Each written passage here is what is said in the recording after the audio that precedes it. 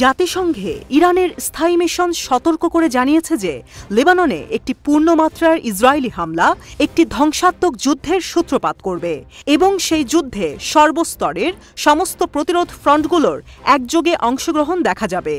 লেবাননের সংবাদ মাধ্যম আল মায়াদিনের শনিবারের একটি প্রতিবেদনে এসব তথ্য প্রকাশিত হয়।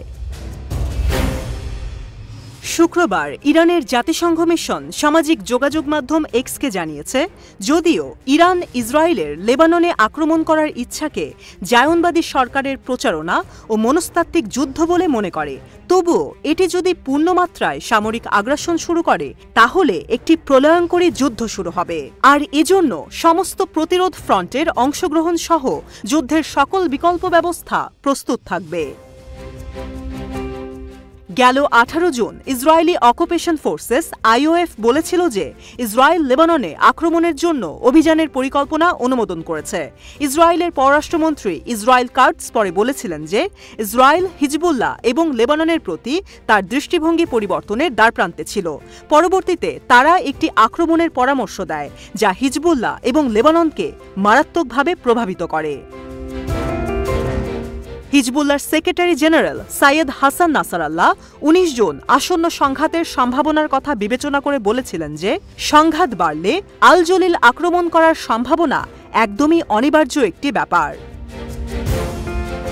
এই সপ্তাহের শুরুতে United States joint chiefs of স্টাফের chairman air force general Charles Q Brown 24 June বতসোয়ানার সাংবাদিকদের বলেছিলেন যে লেবাননে ইসরায়েলের আক্রমণ ইরানে তীব্র প্রতিক্রিয়ার সৃষ্টি করবে, এমন একটি ট্রিগার যুদ্ধ যা এই অঞ্চলে মার্কিন বাহিনীকে চরম বিপদে ফেলতে পারে।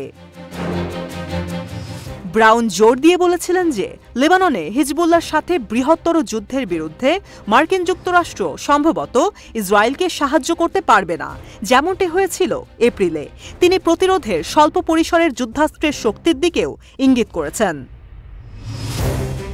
এই মাসের শুরুর দিকেই গত 7 জুন ইসরায়েলি মিডিয়া লেবাননের সাথে পূর্ণমাত্রার যুদ্ধের বিপদ নিয়ে আলোচনা করেছিল।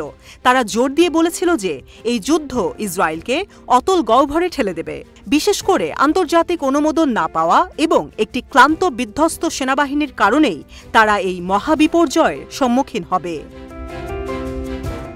সামরিক বিষয়ক বিশ্লেষক ইসরায়েলি সাংবাদিক আমোস হারিৎজের জন্য লেখা একটি প্রতিবেদনে জোর দিয়ে বলেছেন যে হিজবুল্লাহর সাথে একটি যুদ্ধ ইসরায়েলের সামনে একটি চ্যালেঞ্জ হয়ে দাঁড়াবে। উত্তর ও মধ্য অঞ্চলগুলি এমন হুমকির মুখোমুখি হবে যা তারা আগে কখনো হয়নি। হারেল আরও বলেন, গত 2 সপ্তাহ ধরে নিরাপত্তা ও সামরিক বাহিনীর কর্মকর্তাদের সাথে কয়েকটি ধারাবাহিক আলোচনা অনুষ্ঠিত হয়। ধারাবাহিক আলোচনাগুলো ক্রমবর্ধমান এই লক্ষণটি প্রকাশ করে যে ইসরায়েল একটি বহুমাত্রিক ব্যর্থতার দিকেই এগিয়ে যাচ্ছে।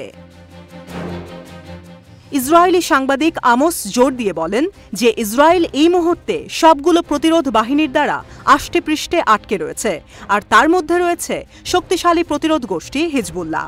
সবচেয়ে আলোচিত বিষয় হল লেবাননে হিজবুল্লাহর সাথে ইসরায়েলের সংঘর্ষের ক্ষেত্র, যা একটি পূর্ণমাত্রার যুদ্ধের হুমকির সম্মুখীন। সেই প্রতিবেদনে তিনি সতর্ক করে বলেন, এই ধরনের যুদ্ধ পূর্ববর্তী সমস্ত ঘটনাকে ম্লান করে দেবে।